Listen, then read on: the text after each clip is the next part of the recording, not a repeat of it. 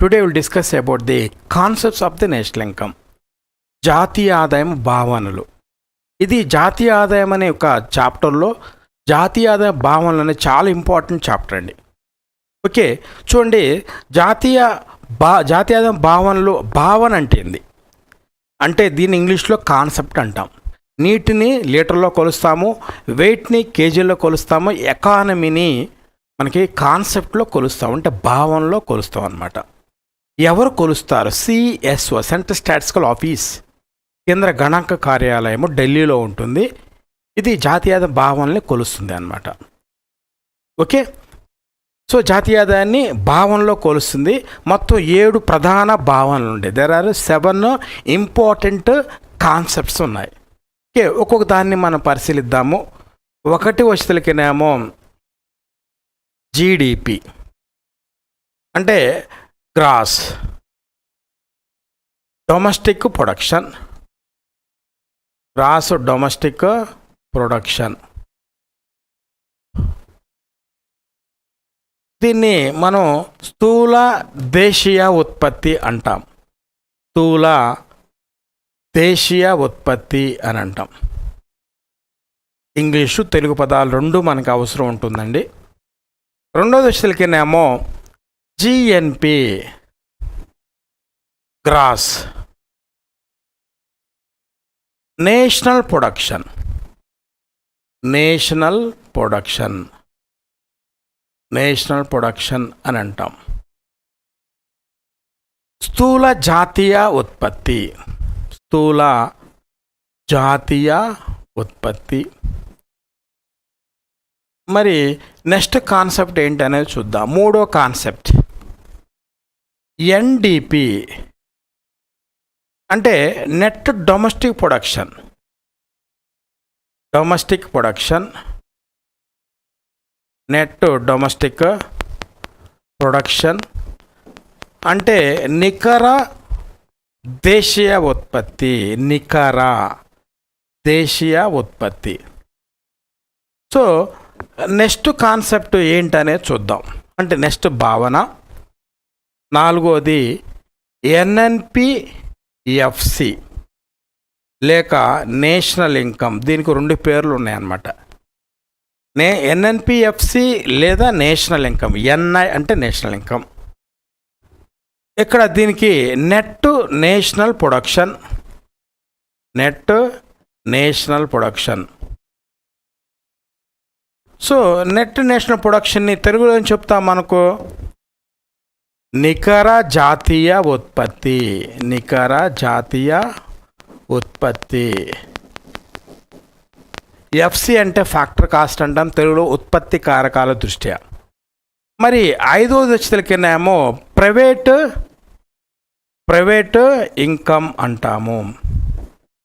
Private income అంటాం. దీన్ని pi అంటాం, ప్రైవేటు ఆదాయం. రెండోది వచ్చేసరికినేమో పర్సనల్ ఇన్కమ్. పర్సనల్ ఇన్కమ్ అంటే పర్సనల్ ఇన్కమ్ తెలుగులో ఏమని పిలుస్తాం మనకి? వెస్టీ ఆదాయము. వెస్టీ, చూడండి, ఇది వెస్టీ ఆదాయము అని అంటాం. వెస్టీ ఆదాయము అని అంటాం. మరి ఏడోది వచ్చేసరికినేమో డిస్పోజబుల్ ఇన్కమ్. డిస్పోజబుల్ ఇన్కమ్ అని అంటాం. డిస్పోజబుల్ ఇన్కమ్ అని అంటాం. దీన్నే వ్యయార్హ ఆదాయము అంటాం. వ్యయార్హ ఆదాయము. మరి వీటిని ఇన్ని భావనల రూపంలో ఉంటాయి. మన India discussing about the Indian economy అనమాట. మరి ఇండియాలో అతి పెద్ద భావన ఏది? Which is the largest concept అంటే జీడిపి అనమాట. Is a largest concept. So largest concept అంటే అతిపెద్ద భావన. మరి అతి చిన్న భావన which is smallest concept in India means that is disposable income. దీన్నే వ్యయార్హ ఆదాయము అని అంటాం. మరి ఎగ్జాంపుల్ ఎలా అడగవచ్చు? జాతీయ ఆదాయము భావనలో which is the largest concept అంటే GDP and which is smallest income లేక కాన్సెప్ట్ అంటే దాన్నే డిస్పోజబుల్ ఇన్కమ్ అని అంటారు, వ్యయ ఆదాయము అని అంటారు. మరి ఒక్కొక్క దాన్ని మరి ఇన్ని భావనలో ఉన్నాయి. మరి అతి ముఖ్యమైన భావన ఏది అని అంటే జీడిపి, గ్రాస్ డొమెస్టిక్ ప్రొడక్షన్ అనేది స్థూల దేశీయ ఉత్పత్తి. గ్రాస్ డొమెస్టిక్ ప్రొడక్షన్ స్థూల దేశీయ ఉత్పత్తి అనేది చాలా ముఖ్యం. సాధారణంగా ప్రతి దేశం యొక్క ఆర్థిక వ్యవస్థ జీడిపిలో కొలుస్తారు సాధారణంగా. అంటే ఇప్పుడు చూడండి, అమెరికా ఇస్ లార్జెస్ట్ ఎకానమీ అంట. ఎందుకంటే వాళ్ళ జీడిపి వాళ్ళది $24 trillion. వాళ్ళది $24 trillion అనేది. మనది జస్ట్ ఓన్లీ 3.5%. ఓకేనండి. సో ఇక్కడ మనకి లార్జెస్ట్ ఎకానమీ ఇండియా. యుఎస్ఏ వస్తువులకినేమో $24 trillion. అండ్ ఫిఫ్త్ వస్తువులకినేమో ఇండియా. అంటే ఒక జీడిపి ద్వారా ఒక దేశం యొక్క ఎకానమీని అంచనా వేయచ్చు. చూడండి, విచ్ ఇస్ లార్జెస్ట్ ఎకానమీ అంటే యుఎస్ఏ. ఎందుకంటే త్రూ ద జీడిపి ఓన్లీ. ఒక దేశం యొక్క ఆర్థిక వ్యవస్థని ప్రధానంగా జీడిపిలో కొలుస్తారు. Economy of a country is measured basically in the form of the GDP. ఇది కాన్సెప్ట్ అనమాట. అవునా కదా? మన ఇండియా 5th ప్లేస్లో ఉందన్నాం. మరి ఎందుకంటే జీడిపి ద్వారా. మన జీడిపి వస్తే 273 lakh crores. మరి యుఎస్ వస్తువులకనేమో $24 trillion. సరే, ఓకే. మనకి ఈ విధంగా ఈ కాన్సెప్ట్స్ మనం చెప్పుకుందాం. ఫస్ట్ జీడిపి, జిఎన్పి గురించి మనం డిస్కస్ చేసుకుందాం. చూడండి, అదే రాష్ట్ర ఆర్థిక వ్యవస్థని ఎవరు కొలుస్తారు అని అంటే డిఈఎస్ కొలుస్తుంది. Directorate of economics and statistics వారు రాష్ట్ర ఆర్థిక వ్యవస్థని జిఎస్ఎన్పి రూపంలో కొలుస్తారు. గ్రాస్ స్టేట్ డొమెస్టిక్ ప్రొడక్షన్, స్థూల రాష్ట్ర దేశీయ ఉత్పత్తి. Next GSNP gross state national production. చూడండి, స్థూల రాష్ట్ర జాతీయ ఉత్పత్తి. ఇదొక కాన్సెప్ట్ రాష్ట్రంలో. దేశంలో అయితేనేమో సిఎస్ఓ కొలుస్తుంది. అదే కనుక స్టేట్ అయితేనేమో ఇది ఇండియా. మరి అది స్టేట్ అయితేనేమో DS directorate of economics and statistics వారు రాష్ట్ర ఆర్థిక వ్యవస్థను కొలుస్తారు. ఇప్పుడు మనం first GDP, GNP concepts, definitions, వాటి మధ్య వ్యత్యాసాలు అనేది మనం ఇప్పుడు డిస్కస్ చేద్దాం. ఇక్కడ చూడండి, జీడిపి అనేది ఒక కాన్సెప్టు, జిఎన్పి అనేది ఇంకో కాన్సెప్టు. ఈ రెండు కాన్సెప్ట్లు మన డెఫినేషన్స్ అనేది చాలా ఇంపార్టెంట్. ఫస్ట్ మనం తెలుగులో తీసుకున్న డెఫినేషన్స్, తర్వాత ఇంగ్లీష్లో ఉన్నాయి మనకి. చూడండి, జీడిపి అంటే ఒక ఆర్థిక సంవత్సరంలో. ఆర్థిక సంవత్సరం అంటే బడ్జెట్కు ముందు ఉన్న సంవత్సరాన్ని ఆర్థిక సంవత్సరము అంటాం. ఉదాహరణకి మనకి 2023-24 బడ్జెట్ ఎస్టిమేషన్ అనేది నిర్మలా సీతారామన్ ప్రవేశపెట్టింది. Budget estimation. మరి దానికంటే ముందు ఉన్నటువంటి సంవత్సరం ఏది అని అంటే 2022-23 అన్నమాట. అంటే బడ్జెట్కు ముందు ఉన్న సంవత్సరాన్ని, అంటే ప్రస్తుతానికి ఉన్న సంవత్సరాన్ని, అంటే గడిచిన సంవత్సరాన్ని అన్నమాట. బడ్జెట్కు ముందు సంవత్సరాన్ని గడిచిన సంవత్సరం. ప్రస్తుతం గడిచిన సంవత్సరం ఏది 22-23. దీన్నే ఎకనామిక్ సర్వే అంటాము, లేక ఆర్థిక సంవత్సరము అని అంటాం. ఆర్థిక సంవత్సరం. అందువల్ల అంటే April 1 to March financial year అనేది ఇండియాలో అంటే ఆర్థిక సంవత్సరము. ఇది April 1 to March 31 మధ్యకాలంలో ఉంటుందన్నమాట. మనకి బడ్జెట్ అనేది February 1 స్టార్ట్ చేసినప్పుడు అది అప్లికేషన్ అనేది ఎప్పటి నుంచి ఎఫెక్టివ్గా ఉంటుంది అంటే April 1 నుంచి ఎఫెక్టివ్గా ఉంటుంది. నెక్స్ట్ ఇయర్ March 31కి ఎండింగ్ అవుతుంది అన్నమాట. ఓకేనండి. సో ఈ విధంగా మనకి చెప్పుకుంటాము. ఒక దేశ భౌగోళిక సరిహద్దుల్లో అంటే 28 స్టేట్స్ ఉన్నాయి, 8 union territories, 32 lakh square kilometers. భౌగోళిక సరిహద్దు దాంట్లో అండమాన్ నికోబార్ ఉంది, లక్షద్వీప్ ఉన్నాయి, తెలంగాణ ఉంది, ఆంధ్ర కూడా ఉంది, ఆంధ్ర స్టేట్స్ కూడా ఉన్నాయి.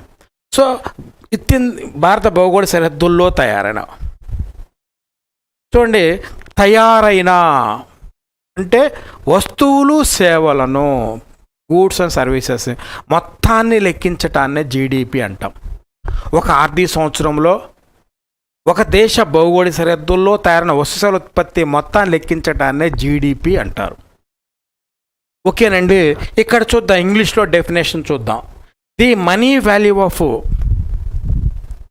Final goods, the money value of final goods and services produced with in the territory of India in a financial year is known as the GDP. ఇది ఓన్లీ విత్ ఇన్ ఇండియా అనమాట. 32 lakh square kilometers, 28 states, 8 union territories. Then జిఎన్పిలోకి వద్దాం. మరి GNP ఒక ఆర్థిక సంవత్సరంలో April 1 మార్చి 3 జాతీయులు చే అంటే Indian చే తయారైనటువంటి వస్తువులు సేవల ఉత్పత్తిని లెక్కించటాన్ని, లేక వస్తువుల ఉత్పత్తి మొత్తాన్ని, బెటర్ టు సే మొత్తాన్ని జిఎన్పి అంటారు. అంటే భారతదేశంలో ఉన్న ఇండియన్స్, ఇతర దేశాల్లో ఇండియన్స్ మొత్తం కలిపితే వచ్చిన ఆదాయాన్ని మనం జిఎన్పి అంటాం. ఒక ఆర్థిక సంవత్సరం కౌంట్ చేస్తున్నాము. నేషనల్స్ అంటే ఇండియాలో ఉంటారు, అవుట్ సైడ్ ఇండియా అంటే అమెరికాకి వెళ్ళినా, జర్మనీకి వెళ్ళినా, ఫ్రాన్స్కి వెళ్ళినా ఇండియన్సే కదా వాళ్ళు, అట్లా. మరి దాని ఇంగ్లీష్లో the money value of final goods and services produced by the nationals of a country or India in a financial year is known as the GNP అంటాం. చూడండి, ఆఫ్ ఏ కంట్రీ అంటున్నాం అంటే ఏంది? ఇండియా అయితే జీడిపి, జిఎన్పి యూనివర్సల్ డెఫినేషన్స్ అండి. Not only for India, it is applicable to the entire the world countries. అందువల్ల నేను definition of a country అన్నా. ఇండియా అయితే ఆఫ్ ఇండియా అంటాం. చూడండి, nationals, citizens of a country, of the country అంటే of India, India అయితే ఇట్లా definitions అనేది. So GDP with in the India only. మరి జిఎన్పి అయితేనేమో India and out side India. జనరల్గా దీంట్లో ఈ కాన్సెప్ట్లు జీడిపి, జిఎన్పి డెఫినేషన్స్ మనం అర్థం చేసుకోవాలంటే 2 దశలు ఉంటాయి. ఒకటి డెఫినేషన్స్, రెండోది ఫార్ములా ఉంది. GNP GDP plus NFI formula ఉంది. మరి ఆ ఫార్ములా చెప్పేటప్పుడు ఇంకా క్లారిటీ పెరగదు. ఒక్కసారిగా జీడిపి, జిఎన్పి క్లారిటీ రాదు.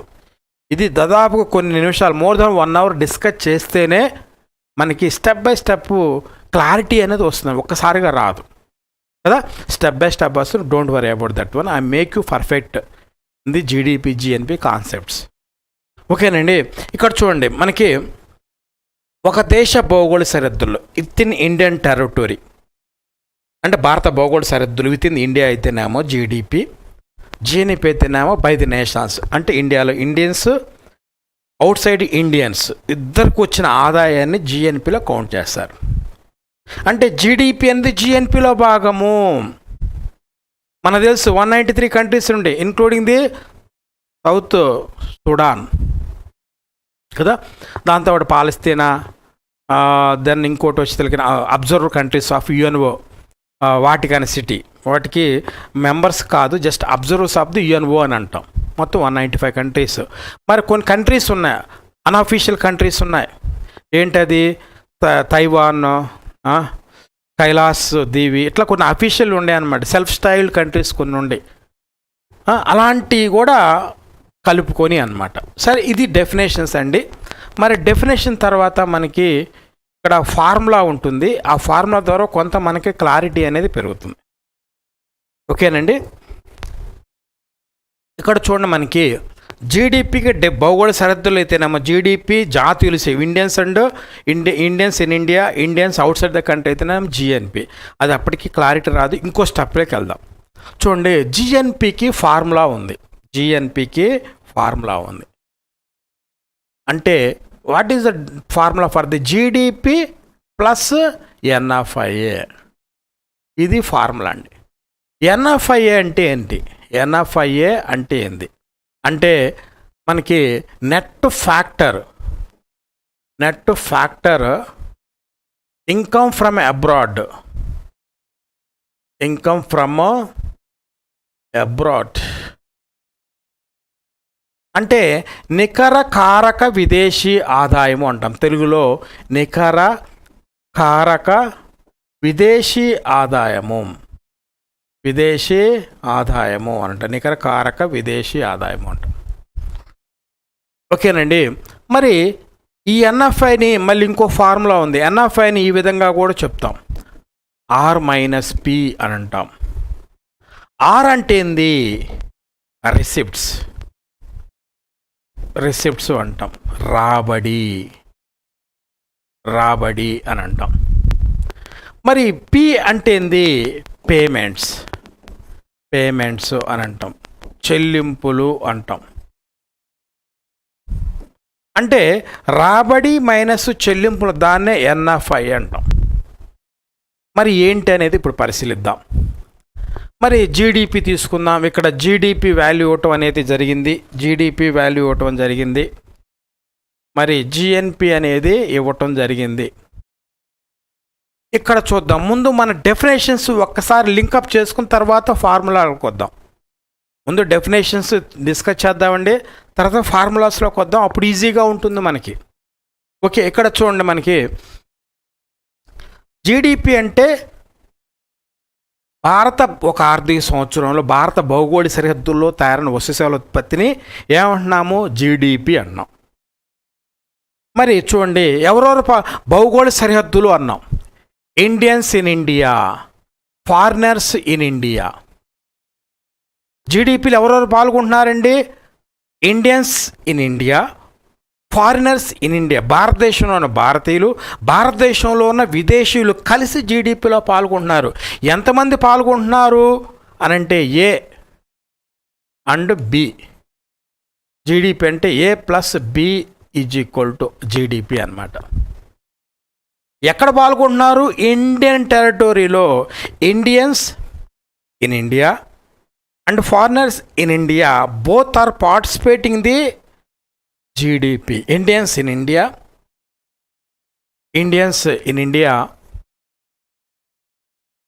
Foreigners in India both are participating the GDP. Suppose Americans వస్తారు భారతదేశంలో ఏదో కంపెనీలో పనిచేయటానికి. మరి అతను దేంట్లోకి వస్తాడంటే జీడిపిలోకి వస్తాడు. ఎంతమంది పాల్గొంటున్నారంటే 2 kinds of the citizens are participating.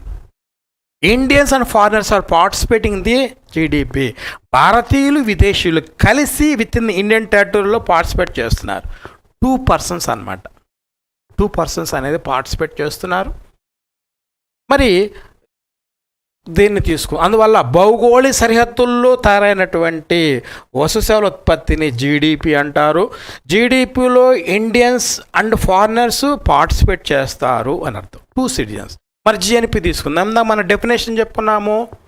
జాతీయులచే తయారు కాబడ్డ వస్తువుల ఉత్పత్తిని జిఎన్పి అంటాం.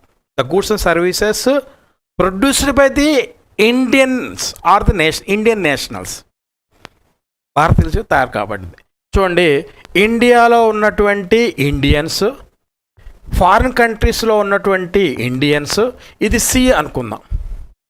మరి జీడిపి అంటే జిఎన్పి అంటే A+C = జిఎన్పి అవుతుంది. జాతీయులుచే అంటే సిటిజన్సే ప్రొడ్యూస్ కాబడిందే జిఎన్పి అంటున్నారు. అంటే ఇండియాలో ఇండియన్స్, ఫారినర్స్లో ఉన్నటువంటి ఇండియన్స్ అనమాట. సిటిజన్స్ ఒక్కడే పౌరుడు. అందుకొని బై ది నేషన్స్ లేక పౌరులచే లేక జాతీయులచే అన్న పదాన్ని వాడుతున్నారు. దీంట్లోనేమో ప్రాంతానికి ప్రాధాన్యత ఇస్తున్నారు, ఇక్కడేమో జాతీయతకి ప్రాధాన్యత ఇస్తున్నారు. ఇక్కడికే జాతీయతకి ప్రాధాన్యత ఇస్తున్నారు. గమనించారా? ఇది చాలా ఇంపార్టెంట్ కాన్సెప్ట్ అండి. ఇది చాలా ఇంపార్టెంట్ కాన్సెప్ట్. ఇక్కడ చూడండి, మనకు ఒక్కసారి దీన్ని మనం బ్యాకప్ చేసుకుందాం. ఇక్కడ చూడండి, భౌగోళిక సరిహద్దులలో అంటే భారత భౌగోళిక సరిహద్దులలో అనుకునే the territory of within the territory of a country. 2 citizens participate చేస్తున్నారు. మరి జిఎన్పి వస్తే జాతీయులు by the nationals are the citizens of country అంటే ఇండియా అని అర్థం. Only India. ఇక్కడేమో భౌగోళ సరిహద్దులను ఫోకస్ చేశారు, ఇక్కడ జాతీయులు అంటే సిటిజన్స్ అనమాట. అందుకని మనకి ఎన్సీఆర్టీ చూడండి, అకాడమీ చూడండి, అక్కడ మనకి భౌగోళ సరిహద్దులు అంటారు అంటే టెరిటరీ అని అంటారు, జిఎన్పిలో జాతీయులచే అంటారు అంటే నేషనల్ సిటిజన్స్ అని అంటారు. సో ఆ పదాలు ఉపయోగించడం అనేది మనం తెలుసుకోవాలి, ఆ పదాల యొక్క ప్రాధాన్యతను మనం తెలుసుకోవాలి. అంటే రేపొద్దున గ్రూప్ 1లో కానీ గ్రూప్ 2లో కానీ మనకి ఎగ్జామ్లో అడిగినప్పుడు మనకి ఎగ్జామ్లో పిట్టుబడింది అనుకోండి, ఎలా పడుతుంది? ఈ పదాలను భౌగోళిక సరిహద్దుల్లో తయారైన దాన్ని ఏమంటారు, జాతులచే తయారు కాబడిందని ఏమంటారు, ఆ పదాలను వాడతారు. ఆ పదాన్ని మనం ఖచ్చితంగా తెలుసుకోవాలి. ఓకేనండి. నెక్స్ట్ చూడండి, జీడిపి ఇదేమో ఏ, ఇదేమో బి, ఇండియన్స్ ఇదేమో బి, ఇది కూడా ఇండియన్స్, ఇదేమో A plus B, Indians and foreigners participate చేస్తున్నారు జీడిపిలో. మరి జిఎన్పిలోకి వచ్చేసరికినేమో మనకి ఏ ప్లస్ సి జిఎన్పి అవుతుంది. అంటే Indians in India and Indians in foreign countries అని అర్థమవుతుందండి. అయితే ఇక్కడ మనం నేర్చుకోవాల్సింది ఏంటంటే, ఆల్రెడీ మనం గతంలో చెప్పుకున్నాం. ఏంటి ఎన్ఎఫ్ఐకి ఫార్ములా ఏంటి? ఎన్ఎఫ్ఐకి ఫార్ములా ఏంది? R-P అని అంటాం. ఎన్ఎఫ్ఐ ఫార్ములా అంటే జిఎన్పికి ఫార్ములా జీడిపి ప్లస్ ఎన్ఎఫ్ఐ. ఇది ఫార్ములా. ఇందాక డెఫినేషన్ ద్వారా తెలుసుకుని భౌగోళిక సరిహద్దుల్లో తయారైతేనేమో జీడిపి, జాతీయులచే తయారైతేనేమో జిఎన్పి, అది డెఫినేషన్. ఇప్పుడు formula GDP plus NFI. NFI అంటే R-P, ఆర్ అంటే రిసిప్ట్స్, పి అంటే పేమెంట్స్ అని చెప్పుకున్నాం. అంటే ఇక్కడ చూడండి, మనకి దేన్ని రిసిప్ట్ అంటాం, దేన్ని పేమెంట్స్ అని అంటాం. చూడండి, ఈ భాగాన్ని పేమెంట్స్ అని అంటాము, ఈ భాగాన్ని రిసిప్ట్స్ అని అంటాం. అంటే పేమెంట్ ఏమో 9 lakhs వస్తుంది, రిసిప్ట్స్ ఏమో 3 lakhs కనబడుతుంది. అంటే ఇండియన్ ఫారిన్ కంట్రీకి వెళ్ళి బిజినెస్ లేక ఎంప్లాయ్మెంట్ చేస్తే అతనికి వచ్చిన ఆదాయాన్ని ఏమంటాము? రిసిప్ట్ కింద చెప్తున్నాం. Income to the India from the foreign countries by the Indians అని అంటాం. Got the point. మరి ఫారినర్స్ ఇండియాకి వచ్చి బిజినెస్ కానీ ఎంప్లాయ్మెంట్ చేస్తున్నారనుకోండి, వాళ్ళకి మనం డబ్బు చెల్లించాలి, దీన్నే పేమెంట్ అని అంటాం. మనోడెళ్ళి సంపాదించింది 3 lakhs, ఇదే ఫారినర్స్ ఇండియాకు వచ్చి సంపాదించింది 9 lakhs. మరి ఎన్ఎఫ్ఐ అనేది ప్లస్లో ఉందా మైనస్లో ఉందా? చూడండి, ఎన్ఎఫ్ఐ =R-P. ఆర్ అంటే receipt 3 lakhs, payment is 9 lakhs, totally -6 lakhs. NFI అనేది -6 lakhs. అంటే డ్రైన్ ఆఫ్ వెల్త్ జరుగుతుంది. మనకు వచ్చే 3 lakhs, పోయేది 9 lakhs. మొత్తం మీద ఎన్ఎఫ్ఐ మైనస్లో ఉంది. ఎంత డబ్బులు బయటికి వెళ్తుంది? 6 lakhs. మీరు అనుకోవచ్చు, అదేంటి మనకి ప్రపంచంలో అన్ని దేశాల్లో భారతీయులు ఉన్నారు, మరి రిసిప్ట్ ఎక్కువ ఉండాలి, పేమెంట్ ఎక్కువగా ఉందనంటే మనం వెళ్ళేది ఉద్యోగాల కోసం. కంపెనీలు పెట్టేంత ఆర్థిక స్తోమత లేదు ఇండియన్ ఎంటర్ప్రెన్యూర్స్కి. అఫ్కోర్స్ ఒకళ్ళిద్దరు ఉన్నారు, మనకి ముఖేష్ అంబానీ లేక అదానీ, వీళ్ళు కొంతమందే ఉన్నారు. వాళ్ళు ఇండియాలోనే స్ట్రగుల్ అవుతున్నారు, బయట కంట్రీస్లో పెద్దగా ఏం లేదు కదా. కొన్ని వేల మంది ఎంప్లాయీస్ ఇతర దేశాల్లో చేస్తున్నారు ఇండియన్స్, కానీ ఫారినర్స్ వచ్చేసి ఇక్కడ కంపెనీ పెట్టారనుకోండి, కంపెనీ పెట్టారంటే కొన్ని వేల మందికి వచ్చే జీతం అనేది ఒక కంపెనీకి వస్తుంది. మనకి దేశంలో చాలా కంపెనీస్ ఉండే, మైక్రోసాఫ్ట్ అని, ఒరాకిల్ అని, ఒరాచిన్ అని, గూగుల్ అని, ఎన్ని రకరకాల కంపెనీస్. మనకి హైదరాబాద్కి వెళ్ళిన సాఫ్ట్వేర్ కంపెనీ తీసుకున్నట్టయితే మన Indian company TCS, Infosys, tech Mahindra ఎత్తుక్కోవాలి అక్కడ వేర్ ఇట్ ఈజ్ అని. అదే ఇన్ఫోసిస్, అదే కనుక మనకి ఎంఎస్ కానీ, మైక్రోసాఫ్ట్ కంపెనీ, ఒరాకిల్, ఇలాంటి పెద్ద పెద్ద కంపెనీస్ ఉండే ఫారిన్ కంపెనీ. ఎక్కడ చూసినా ఫారిన్ కంపెనీసే, ఆ పేర్లు కూడా మనకి ఇప్పటివరకు తెలియదు అని. ఆ విధంగా ఉంటుంది. అంటే ఎక్కువ కంపెనీస్ పెట్టడం వల్ల వాళ్ళకి లాభాలు వస్తాయి కదా, ఆ లాభాలని మనం చెల్లిస్తున్నాము కాబట్టి మనకు వచ్చేది నంబరింగ్ కనపడుతుంది, పర్సన్స్ కనపడుతున్నది, ఇక్కడ కంపెనీస్ కనపడుతుంది. తక్కువ కంపెనీస్ అని ఎక్కువ లాభం వస్తుంది, ఎక్కువ చెల్లించాలి కదా, వాటికి డాలర్ రూపంలో చెల్లించాలి. మనం వాడికి $1 బిలియన్ కనుక లాభం వచ్చిందనుకోండి, $1 బిలియన్ రూపంలో రూపీస్లో వస్తే డాలర్ రూపంలో వాళ్ళు చెల్లించాలంటే పేమెంట్ అవుతుంది అని అర్థం. ఇప్పుడు సపోజ్ మనకి ఒక వ్యక్తి తీసుకుందాం, ఉదాహరణకి రిలయన్స్ తీసుకుందాం. రిలయన్స్ MS మైక్రోసాఫ్ట్ కంపెనీ తీసుకుందాం. మరి రిలయన్స్ వెళ్ళిపోయి జర్మనీలో పెట్టింది, జర్మనీలో కంపెనీ పెట్టింది. మరి రిలయన్స్ ఓనర్ ఎవరు? That is Mukesh, Indian citizen. Indian citizens అంటే రిసిప్ట్గా మనం చెప్పుకుంటాము. మైక్రోసాఫ్ట్ కంపెనీ వాడు హైదరాబాద్లో పెట్టాడు, మరి వాడికి వచ్చిన ఆదాయాన్ని మనం డాలర్స్లో పే చేస్తాం కాబట్టి పేమెంటు అని అంటున్నాం. అట్లా మన ఎగ్జాంపుల్ చెప్పుకోవచ్చు. పాయింట్ అర్థమవుతుందండి.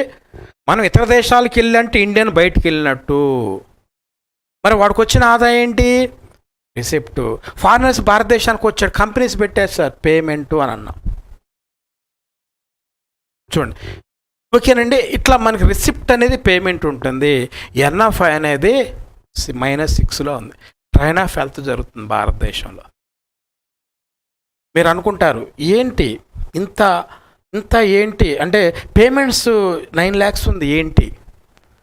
మనం ఇండియన్ కంపెనీ పక్క దేశాల్లో ఎక్కడైనా పెడితే చెప్పండి, మనం వెళ్ళి ఎక్కడో మహా అయితే రిలయన్స్ ఇంకేదన్నా టాటా ఎవడో ఉంటాడు, టెక్ మహేంద్ర, వీళ్ళు తప్ప. కానీ ఇండియాలో ఫారిన్ కంపెనీస్ ఎన్నో చూసారా? మనం తాగే థమ్సప్, పెప్సీ, కోక్, మజా ఎన్ని ఫారిన్ బ్రాండ్స్. మనం వాడే టీవీలు సోనీ, LG ఎన్ని foreign brands, Samsung foreign brands. Mobile phones మొన్నదా నోకియా, ఎప్పుడు శాంసంగ్. అంటే మనం రిలయన్స్ ఒక్కడే కనపడుతుంది, మిగతా ఫారిన్ కంపెనీసే. వాషింగ్ మిషన్ తీసుకోండి, LGలు ఉన్నాయి, శాంసంగ్లు ఉన్నాయి, ల్యాప్టాప్లు HP, సోనీ, ఎక్కడ చూస్తున్నా ఫారిన్ బ్రాండ్స్ ఇన్ ఇండియా. ఇండియాలో బ్రాంచ్ పెట్టుకొని ప్రొడక్ట్ తయారు చేసి అమ్మేసుకొని ఉంటున్నారు. అంటే అందువల్ల 9 lakh crores అని కనపడుతుంది. మన బ్రాండ్, మన సోడా, గోలీ సోడా ఉంటుంది, అది ఎప్పుడో మన సినిమాలో జస్ట్ జోక్గా పెట్టుకుంటాం. గతంలో నువ్వేం చేస్తావంటే గోలీ సోడా అంటాం పండ్ల మీద. ఇప్పుడు అలాంటి తాగటం మన వాళ్ళకి ఇష్టం ఉండదు. థమ్సప్, పెప్సీ, కోక్ ఇలాంటి ఫారిన్ బ్రాండ్స్ అంటే ఇష్టం. బిర్యానీ తింటాం, ఎక్కడ చూసినా ఆ బ్రాండ్సే కనపడతాయి. ఈ మధ్య లేటెస్ట్గా రివైవల్ ఆఫ్ ది బ్యాక్ సోడాలు అక్కడక్కడ కనబడుతున్నాయి, అది మన బ్రాండ్. దాన్ని ఎవడో ఇది కూడా ఉండే ఎలా ఉంటుందో తెలుసుకోవడానికి అకేషన్గా తాగుతారు, కానీ it is not the regular. అందువల్ల పేమెంట్స్ అనేది ఎక్కువగా ఉంది. ఓకేనండి. మరి రిసిప్ట్ కంటే పేమెంట్ ఎక్కువగా ఉంది. అయితే GDP, GNP కాన్సెప్ట్స్ ఉన్నాయి కదండి. మరి GDP, GNP కాన్సెప్ట్లు మనకి ఇక్కడ చూడండి ఫార్ములాస్ ఉండే, 3 formulas. GDP, GNP concept related formulas ఉన్నాయి. వాటిని మనం వాటిని స్టడీ చేద్దాం. ఇక్కడ చూద్దాం GDP అండ్ GNP ఫార్ములాస్ అనేది ఉన్నాయి. వీటిని స్టడీ చేస్తే దీని మీద మనకి క్లారిటీ అనేది పెరుగుతుంది. ఇక్కడ చూద్దాం GNP greater than the GDP. ఎప్పుడు? When NFIA plus ORR or greater than the P. ఇది ఒక కండిషన్. అంటే GDP, GNPకి సంబంధించినటువంటి అప్లికేషన్స్ అన్నమాట. ఇప్పుడు నెక్స్ట్ రెండోది తీసుకుందాం. GNP less than the GDP when NFIA minus or less than the P. మరి 3 ఫార్ములా తీసుకుందాం. GNP is equal to GDP when NFIA 0 లేక R is equal to P అయినప్పుడు సందర్భం అన్నమాట. అంటే ఇక్కడ 3 ఫార్ములాస్ ఉన్నాయి. వాడు ఎగ్జామ్లో ఎలా అడుగుతాడు అంటే ఈ కింది ఫార్ములాలో ఏ ఫార్ములా ఇండియాకి అప్లికబుల్ అవుతుంది, లేదా ఉచి formula is related to the America అని అంటాడు. ఇది వచ్చేసరికినేమో యుఎస్ఏ, ఇది వచ్చేసరికినేమో ఇండియా, ఇది వచ్చేసరికినేమో ఇది ఆఫ్ఘనిస్తాన్ అని చెప్పుకుంటాం. ఆఫ్ఘనిస్తాన్. మరి ఫస్ట్ మనం తీసుకుందాం, ఇండియాలో ఎన్ఎఫ్ఐ ఏముందండి?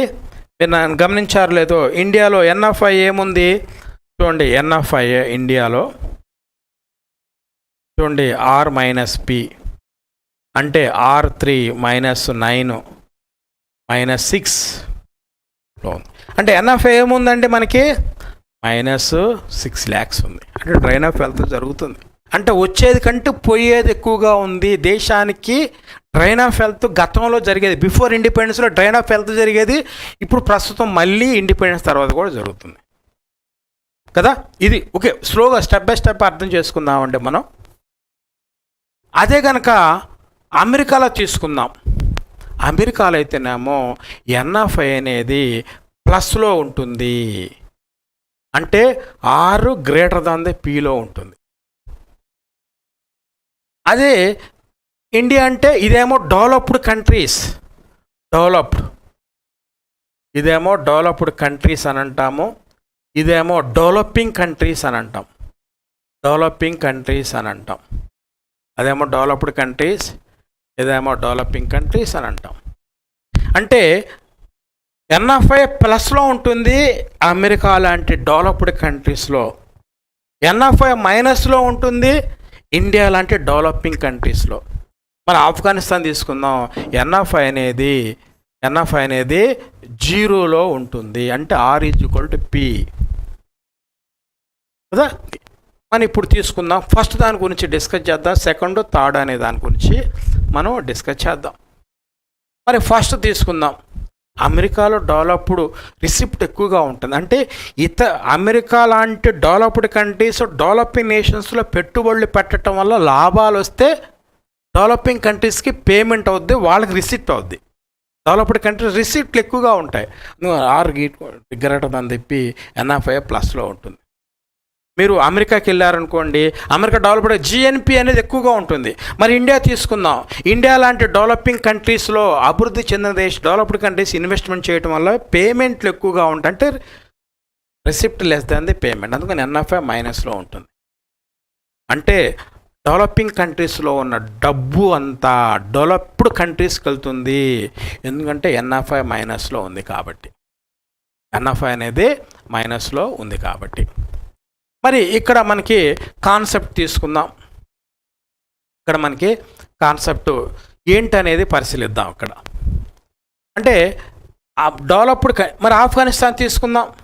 ఆఫ్ఘనిస్తాన్ అనుకోండి, ఒక సపోజ్ సివిల్ రైట్స్ అనేది వయలేషన్ ఉంది కాబట్టి, ఆ డిక్టేటర్షిప్ ఉంది కాబట్టి, మిలిటరీ గవర్నమెంట్ లేకపోతేనేమో టెర్రరిస్ట్ కంట్రీగా పరిగణిస్తున్నారు కాబట్టి UN దాన్ని రద్దు చేస్తే అప్పుడు ఆ దేశానికి ఎవరు వెళ్ళి పెట్టుబడి పెట్టరు, వాళ్ళు వేరే దేశానికి పెట్టుబడి, రిసిప్ట్లు పేమెంట్ జీరోలు అవుతాయి.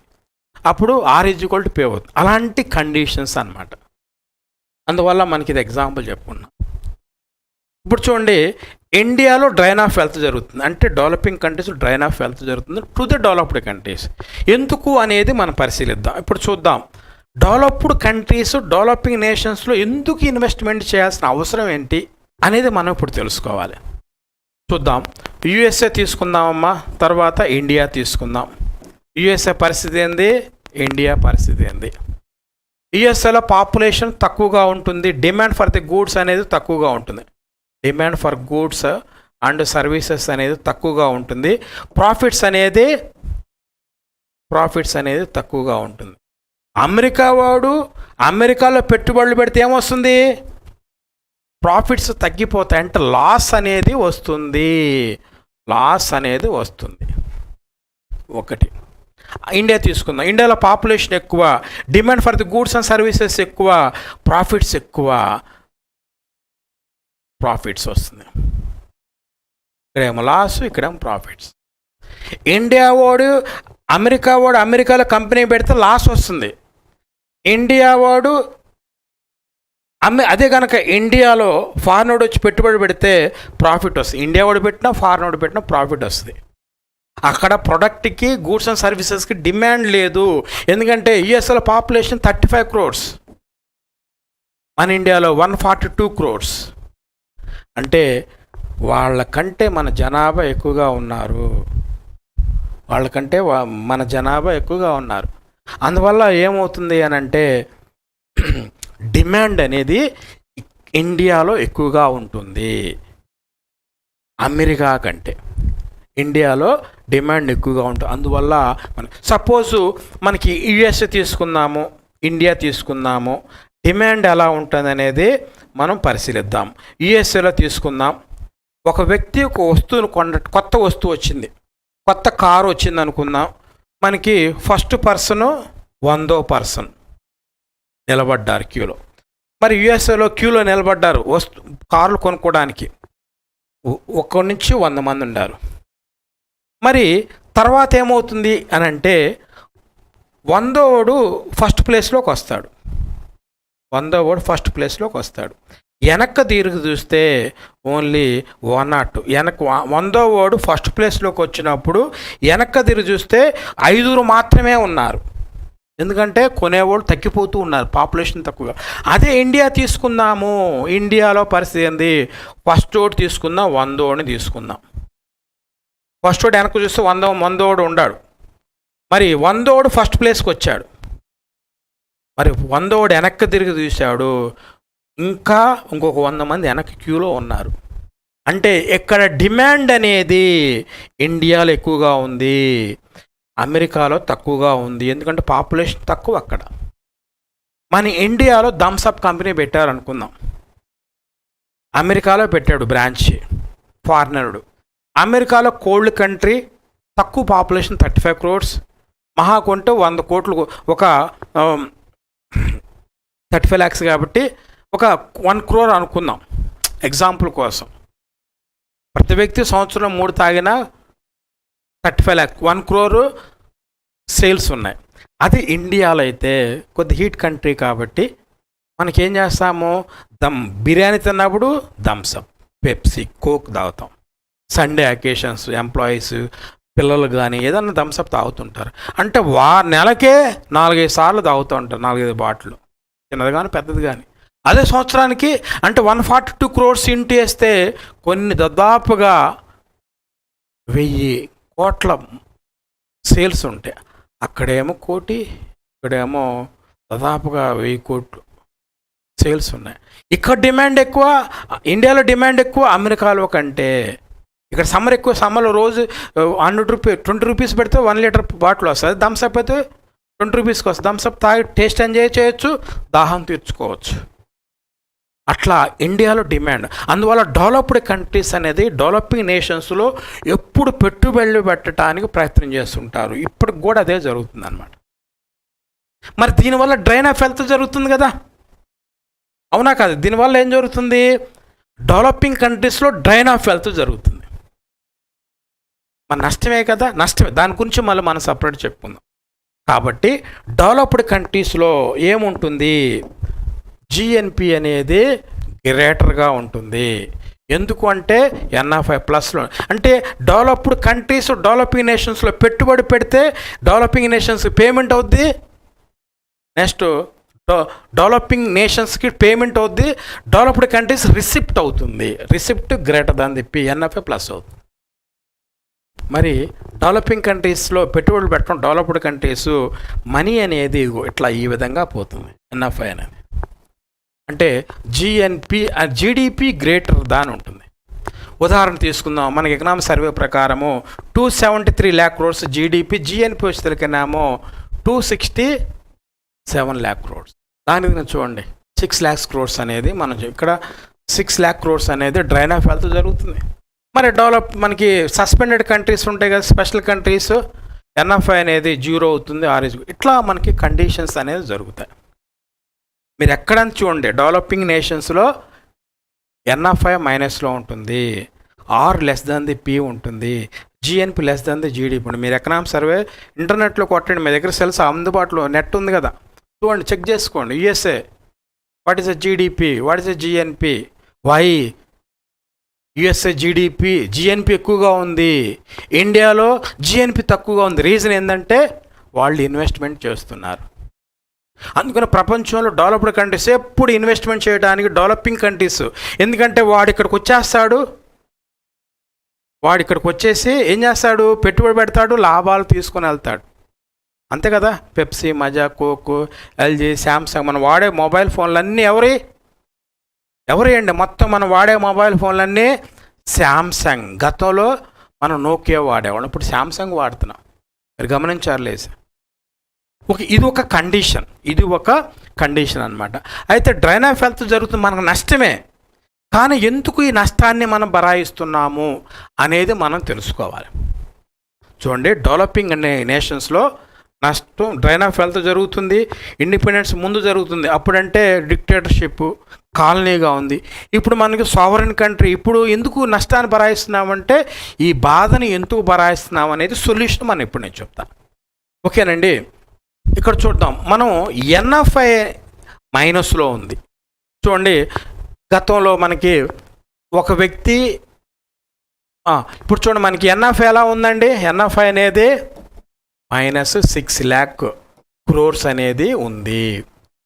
ఈ నష్టాన్ని ఎందుకు భరాయించవలసిన అవసరం ఉందంటే ఎఫ్ఈఆర్ కోసం.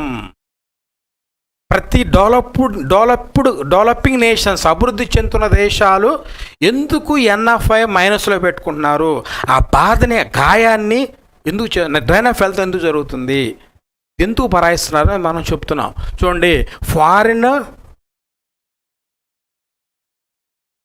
ఎక్స్చేంజ్ రేట్స్, రిజర్వ్స్ అంటాం, ఎక్స్చేంజ్ రిజర్వ్స్,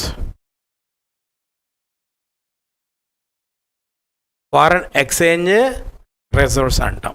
విదేశీ మారక ద్రవ్యము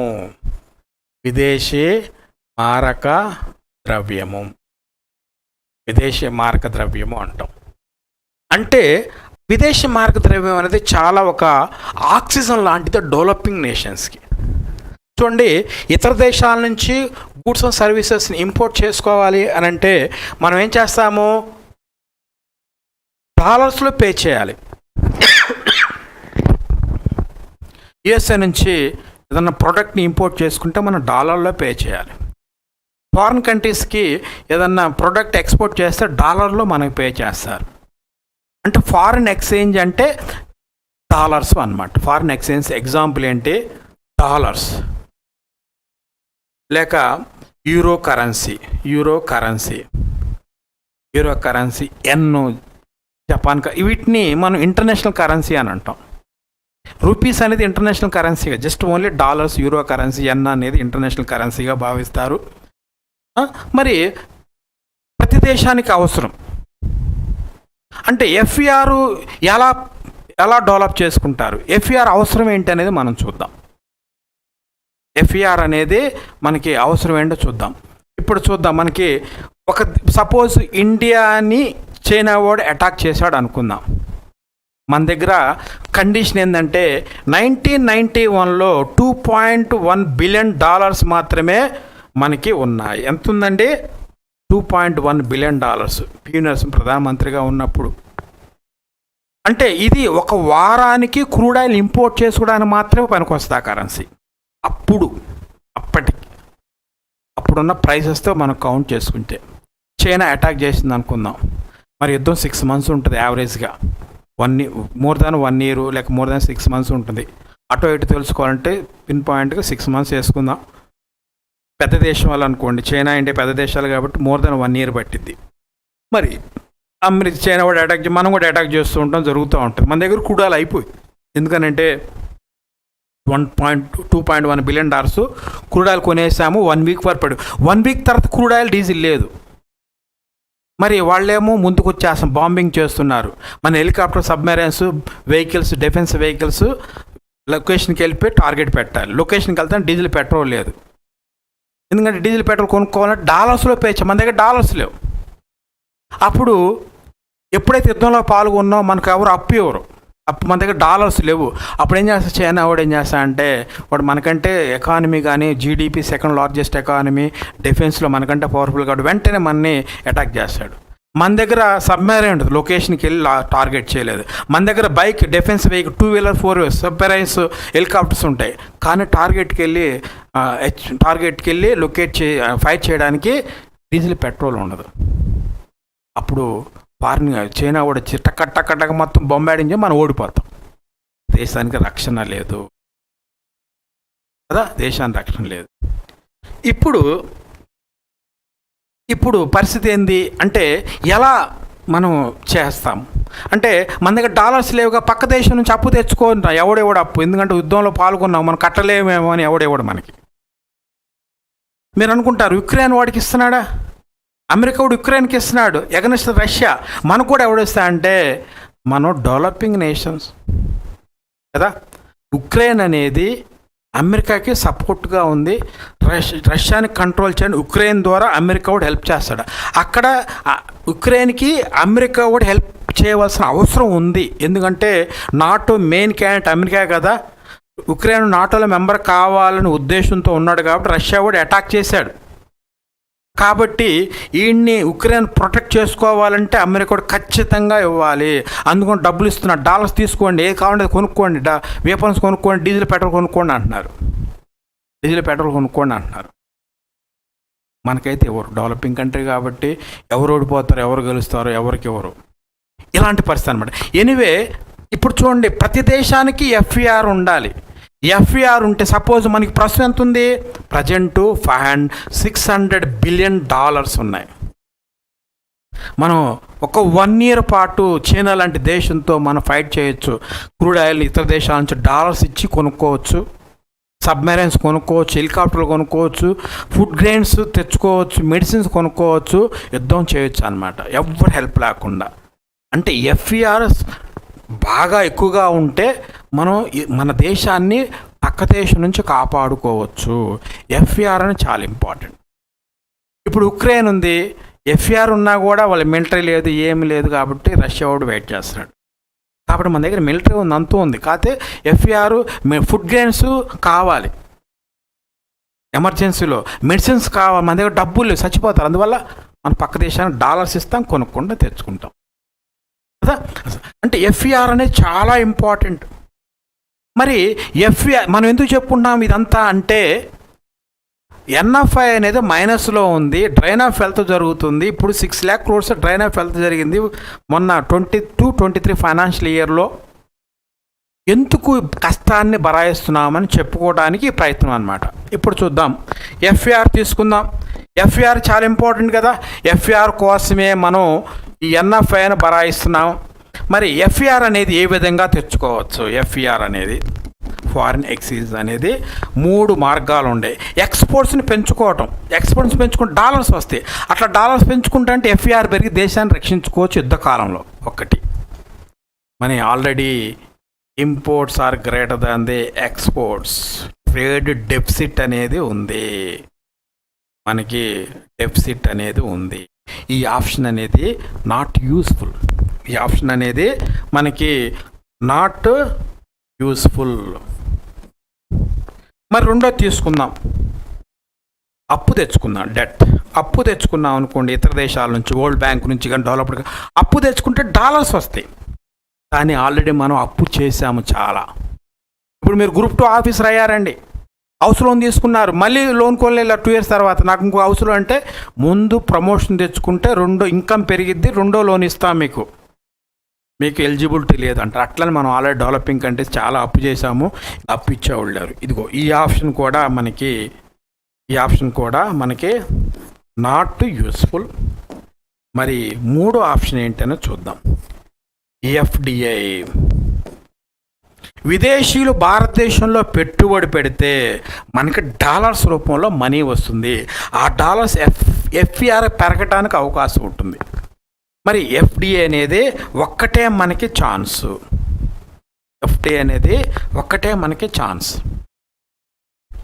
మరి ఎఫ్డిఐ తీసుకుందాం. ఎఫ్డిఐ పెరిగింది అని అంటే వాడు ఏం చేస్తాడు, మనకి $1 బిలియన్ ఇండియాలో పెట్టుబడి పెట్టి ఆర్బీఐకి ఇచ్చి వాళ్ళు ఇండియన్ కరెన్సీలో మార్చుకుంటారు. $1 బిలియన్ అనేది ఆర్బీఐ దగ్గర ఉంటాయి, సెంట్రల్ గవర్నమెంట్ దగ్గర ఉంటుంది, ఎఫ్ఈఆర్గా మారిపోతాయి. అట్లా అనమాట. అంటే ఎఫ్డిఏ పెరగటం ఇది ఒక్కటే ఆప్షన్ అనమాట. ఇది ఒక్కటే మనకి ఆప్షన్ అనమాట. ఇది ఒక్కటే మనకు ఆప్షన్ ఎఫ్డిఏ. కాబట్టి ఎఫ్డిఏని పెంచుకుంటున్నాము. ఎఫ్డిఏని పెంచుకోవటం ద్వారా ఏం చేస్తున్నాము? విదేశీ మార్గద్రవ్యం. ఇప్పుడు మనకి సేఫ్టీలో ఉన్నాం, దేశానికి రక్షణ ఉంది.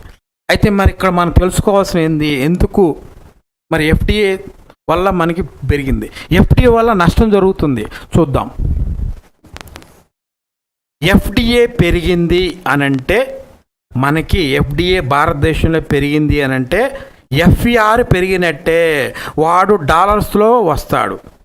ఎఫ్ఈఆర్ పెరిగితే సెక్యూరిటీ టు ది నేషన్ అనేది పెరుగుతుంది. సెక్యూరిటీ టు ది నేషన్ అనేది పెరుగుతుంది. ఒకటి. రెండో తీసుకుందాం. ఎఫ్డిఏ పెరగటం వల్ల పేమెంటు అనేది పెరుగుతుంది. అంటే ఎన్ఎఫ్ఐ అనేది మైనస్లోకి వెళుతుంది. దానివల్ల మనకి డ్రైన్ ఆఫ్ వెల్త్ అనేది జరుగుతుంది. డ్రైన్ ఆఫ్ వెల్త్ అనేది పెరుగుతుంది. ఎంత పోయిందండి? 6 lakh crores drain of wealth జరిగింది.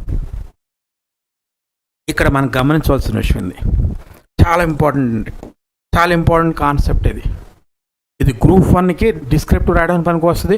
గ్రూప్ 2లో వాడు కష్టంగా బిట్టిచ్చినా కూడా మనం ఆన్సర్ చేయడానికి అవకాశం ఉంటుంది. చూడండి, ఎఫ్డిఏ చూడండి, మనకి ఏమనుకుంటున్నాము, ఎఫ్డిఏ పెరిగితే పేమెంట్స్ పెరిగిద్ది. అంటే ఒక వ్యక్తి వచ్చేసి 100 కోట్లు పెట్టుబడి పెడతాడు. ఫారినర్ ఇండియాలో 100 కోట్లు పెట్టుబడి పెడతాడండి. 100 కోట్లు పెట్టిన తర్వాత 10 yearsకి ప్రతి ఇయర్ 10% ప్రాఫిట్ వస్తుంది యావరేజ్గా, మంచి కొద్దిగా ఏ బిజినెస్ అయినా. మరి వాడు 10 yearsలో 10% ప్రాఫిట్స్లో ఒక 100 కోట్లు పేమెంట్ చేసుకుంటాడు, మన దేశం తీసుకుని వెళ్ళిపోతాడు. ఇంకా 100 కోట్లు ఇక్కడే ఉంటుంది. మళ్ళీ ఇంకో 10 yearsకి ఇంకొక 100 కోట్లు బయటికి వెళ్తుంది పేమెంట్. అంటే మనకేమో 100 కోట్లు ఎఫ్డిఏ పెడితే 100 కోట్లు ఎఫ్ఈఆర్ వచ్చేసింది. కానీ 200 కోట్లు పేమెంట్ రూపంలో తీసుకుని వెళ్ళిపోయాడు. ఇంకా వన్ టైం ఇన్వెస్ట్మెంట్ ఇండియాలో ఉంది. అంటే మనకి ఇచ్చిన డాలర్స్ 100 కోట్లు, వాడు తీసుకెళ్ళేది 200 కోట్లు 20 సంవత్సరాల్లో. అంటే డ్రైన్ ఆఫ్ వెల్త్ జరుగుతుంది. ఎఫ్డిఏ పెరుగుతుంది అని అంటే పేమెంట్ పెరుగుతుంది, పేమెంట్ పెరిగితే డ్రైన్ ఆఫ్ వెల్త్ అనేది జరుగుతుంది. మరి మన దేశంలో ఈ ఆర్థిక సంవత్సరం ఫైనాన్షియల్ ఇయర్లో 6 lakhs చూసారా, 6 lakh crores అనేది పోతుంది. 6 lakh crores ఎన్ఎఫ్ఐ అనేది మనకి -6 lakhsలో ఉంది. డ్రైన్ ఆఫ్ వెల్త్ జరిగింది. ఇది గాయము అవుతుంది. ఇండిపెండెన్స్ ముందు జరుగుతుంది, ఇప్పుడు కూడా జరుగుతుంది అఫీషియల్గా. మరి చూద్దాం, ఎఫ్డిఏ పెరగటం వల్ల ఏమవుద్దు, ఇంకో వేరే డైరెక్షన్లో విదేశీ మార్గద్రవ్యం ఫారిన్ ఎక్స్చేంజ్ రిజర్వ్స్ పెరిగితే సెక్యూరిటీ నేషన్ అనేది పెరుగుతుంది. Security to nation is greater than the drain of wealth. Drain of wealth జరిగినా కూడా దేశ రక్షణ కంటే మించింది ఏది లేదు. ఉక్రెయిన్ ఉంది, చాలా beautiful country, developed country. China కూడా ఏమైంది, తల్లకిందులు అయిపోయింది. ఏం లాభం? కానీ ఇండియాలో సెక్యూరిటీ ది నేషన్ అనేది పెరుగుతుంది ఎఫ్డిఏ వల్ల డ్రైన్ ఆఫ్ వెల్త్. కాబట్టి కేవలం దేశ రక్షణ కోసం మనం ఈ గాయాన్ని డ్రైన్ ఆఫ్ వెల్త్ని బరాయిస్తున్నాము. కానీ మనం ఎక్స్పోర్ట్స్ని పెంచుకున్నాం అనుకోండి, ఎన్ఎఫ్ఐని డ్రైన్ ఆఫ్ వెల్త్ నుంచి బయటపడవచ్చు. మనకి అంటే డాలర్స్ని ఎఫ్ఈఆర్ని పెంచుకోవచ్చు. ఇది ఎఫ్డిఐ లేకుండా ఎఫ్ఐఆర్ పెంచుకున్న మార్గం ఏంటి? ఎక్స్పోర్ట్స్ చేయటము. ఎక్స్పోర్ట్స్ పెంచుకోవాలంటే మనం ఏం చేయాలి? చాలా మార్గాలు. ప్రొడక్షన్ తీసుకురావాలి, ఎక్స్పోర్ట్ చేసుకోవాలి. ఎన్ని సాధ్యమేది కాదు. కాబట్టి డెవలపింగ్ కంట్రీస్ అనేది ఎప్పుడు డ్రైన్ ఆఫ్ వెల్త్ జరుగుతుంది. ఎందుకు అంటే సెక్యూరిటీ ఆఫ్ ద నేషన్ కోసం. ఇది అండి దీనికి సంబంధించినటువంటి కాన్సెప్ట్. అర్థమవుతుందా లేదా కదా? ఇది ఈ గాయాన్ని మనం ఇలా భరాయిస్తున్నాం. మీరు హిందూ పేపర్ ఎడిటోరియల్, ఈనాడు ఎడిటోరియల్ మీరు చదివినట్టయితే మనకి